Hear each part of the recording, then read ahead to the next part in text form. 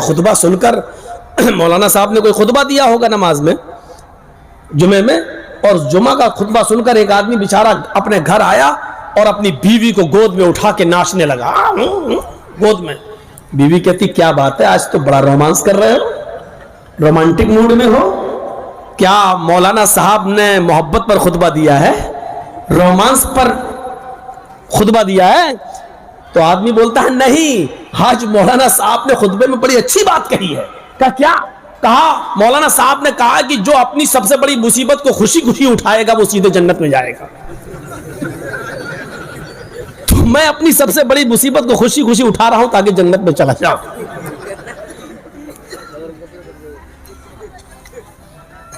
لوگ کبھی کبھی سمجھتے ہیں,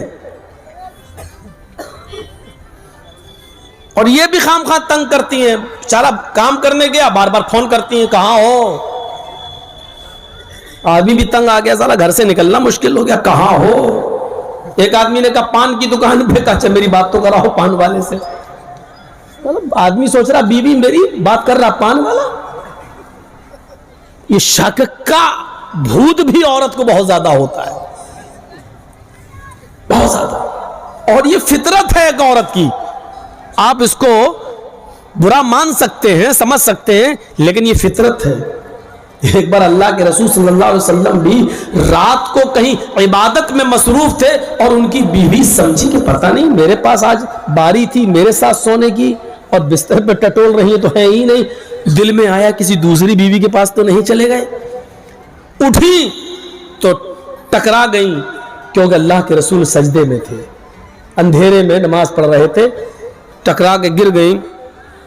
بعد میں دل میں سوچا اوہ میں کیا سوچ رہی تھی, اور اللہ کے رسول تو سجدے میں. یہ ڈاؤٹ, شک ایک فطری چیز ہے, ہو سکتا ہے عورت کے اندر ہو. ہماری اور آپ کی کوشش یہ ہونی چاہیے کہ عورت کو شک کا, اپنی بیوی کو شک کا موقع نہ دیں. اب ظاہر بات ہے کہ گھر میں ایسے میسج پڑھو گے اور مسکراتے جاؤ گے تو بیوی تو شک کرے گی ہی. آپ چاہے کچھ بھی پڑھ رہے ہو لیکن بیوی سوچے گی اچھا کسی چڑیل کا میسج آیا ہوگا, وہ تو یہی سوچے گی. تو آپ شک کا موقع نہیں دیجیے, جہاں تک ہو سکے بچیے, لیکن پھر بھی وہ شک کرے گی. عادت ہے, جلدی بدلتی نہیں ہے. تو میں کہہ یہ رہا تھا شمبل گرام, شمبل شانت گرام مانی کا تتھستو شمبل گرام میں, انتم رشی شمبل گرام میں آئے گا. سو تو سوا جیو جاتا ہے منگلا چاریہ بہلا پاپتا بھی بججتا. اس کے آنے سے پہلے بہت پاپ تاپ ہوں گے, بہت گناہ ہوں گے, لیکن وہ آئے گا تو پاپ تاپ کو منگلا چار نیکیوں میں بدل دے گا, پاپ تاپ مٹا دے گا اور نیکیوں کا, منگلا چار نیکیوں کا کام شروع ہوگا. یعنی برائیوں کو ختم کر دے گا اور نیک کام شروع ہوں گے, یعنی نیکیوں کی طرف وہ لوگوں کو بلائے گا. منگلا چار ہے. عرب کے اندر محمد صاحب کے آنے سے پہلے کتنے پاپ تاپ تھے ایک نقشہ میں بتا چکا ہوں. توحید میں تو اتنا بگاڑ پیدا ہو چکا تھا کہ لوگ 360 خانے کعبہ میں مورتیاں رکھے ہوئے تھے. وہ مورتیاں نہیں, بزرگوں کی مورتیاں تھیں. وہ مانتے تھے کہ ایک سال میں 360 دن ہوتے ہیں, لہذا ہر دن کے بدلے میں ایک بزرگ کی مورتی رکھی ہوئی تھی. آج اس بزرگ کے پاس جاتے, کل اس بزرگ کے پاس, پرسوں, سال بھر ان کا یہی روٹین رہتا. محمد رسول اللہ صلی اللہ علیہ وسلم نے جب مکے کو فتح کیا, مدینہ سے آنے کے بعد جب مکہ فتح ہوا اور مکہ میں داخل ہوئے, ایک دوسرے کو نظر انداز کیا, معاف کیا, اور معاف کرنے کے بعد خانہ کعبہ کو سب سے پہلے بتوں سے پاک کیا. نماز کا حکم بعد میں, روزے کی شکشا بعد میں, یہ ساری چیزیں بعد میں. پہلے بتوں سے اس خانہ کعبہ کو پاک کریں, کیونکہ شرک اور توحید دونوں ایک ساتھ جمع نہیں ہو سکتی ہے. اس لیے آپ خانہ کعبہ کے اندر داخل ہوتے ہیں. حضرت علی رضی اللہ تعالیٰ عنہ نے اپنے کاندھے پر اللہ کے نبی کو سوار کیا, بٹھایا, آپ کاندھے پر بیٹھے, آپ کے ہاتھ میں چھڑی تھی. के छड़ी से एक एक मूर्ति को, बुत को गिराते जाते। पकड़ा, गिराया, जमीन पर गिरी, टूट गई। एक एक मूर्ति को गिराते जाते और कहते जाते, जा अल हक व ज़हक़ल बातिल इन्नल बातिल कान ज़हूक़ा। हक आ गया और बातिल मिट गया, और बातिल को तो मिटना ही था। हक आ गया और बातिल मिट गया, बातिल को तो मिटना ही था। हक आ गया और बातिल दब गया, और बातिल को तो मिटना ही, दबना ही था। ये कहते जाते और बुत को गिराते जाते। मेरे भाइयों, इस तरीके से आपने नेक काम कराना शुरू किए। अब अरब की सरजमीन पर चोरी बंद हो गई। जो शराब पीते थे उन्होंने अपने हाथों से शराब के मटके तोड़े, शराब के घड़े तोड़े, शराब की सुराइयां तोड़ी। ऐसा लग रहा था जैसे सैलाब आ गया हो, पानी की बाढ़ आ गई हो।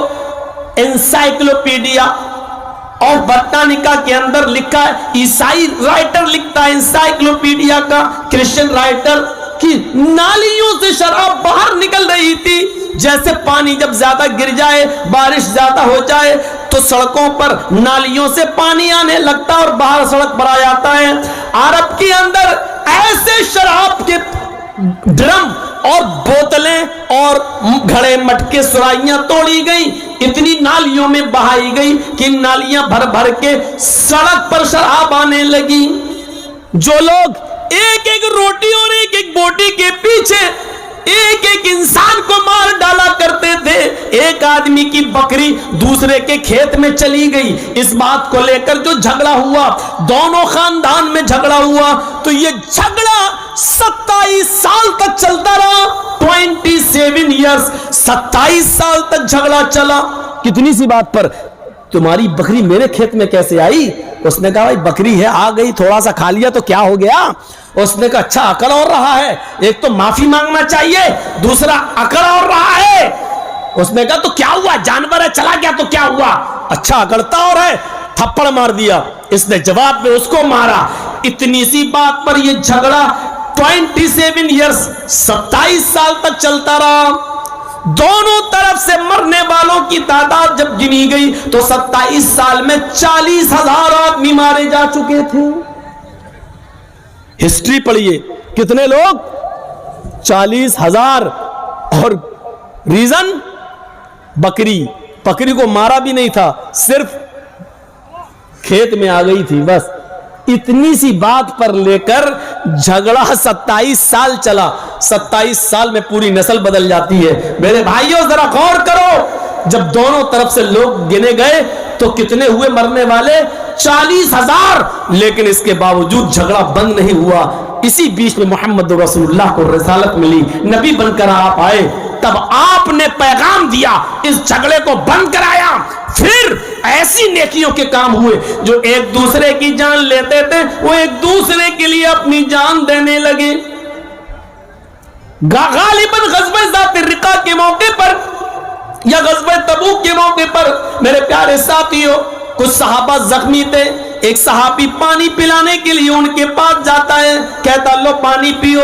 उसने पानी का प्याला होठों से लगाया ही था कि दूसरा चीखता है मैं भी जख्मी हूं, थोड़ा सा पानी मुझे छोड़ देना। इस आदमी ने सोचा ये तो पानी थोड़ा है और मुझसे ज्यादा वो प्यासा लग रहा है। इसने कहा पहले मेरे भाई को पानी पिला दो, शायद वो मुझसे ज्यादा प्यासा है। ये दूसरे के पास लेकर गया, अभी उसके होठों पे पानी लगाया ही था कि तीसरा चीखा थोड़ा सा छोड़ देना, अगर बच जाए मैं भी अपने हलक को तर कर लूंगा। मेरे होंठ भी खुश्क हो चुके हैं, मेरा गला भी खुश्क हो चुका है। इस दूसरे ने तीसरे के पास भेज दिया, नहीं नहीं वो मुझसे भी ज्यादा प्यासा नजर आ रहा है।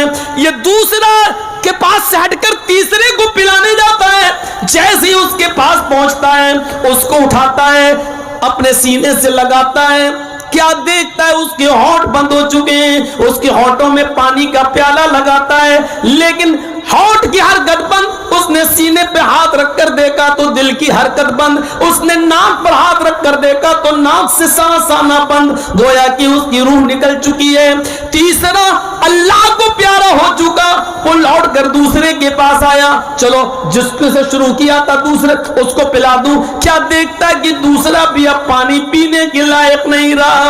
آیا چلو پہلے سے جہاں سے شروع کیا اس کو ہی پلا کر اس کو ایک نئی زندگی دے دوں. جب پہلے کے پاس لوٹ کر آتا تو کیا دیکھتا ہے کہ وہ پہلا آدمی بھی اپنی جان جعفری کے سپرد کر چکا ہے, آب حیات سے اپنا پانی اپنی پیاس بجھا چکا ہے. غور کرو میرے پیارے ساتھیوں, جو ایک ایک بکری کے لیے 27 سال لڑتے تھے اور 40,000 لوگوں کے مرنے کے بعد بھی جنگ بند نہیں ہوتی تھی, وہ لوگ ایک دوسرے کے لیے اپنی جانیں دینے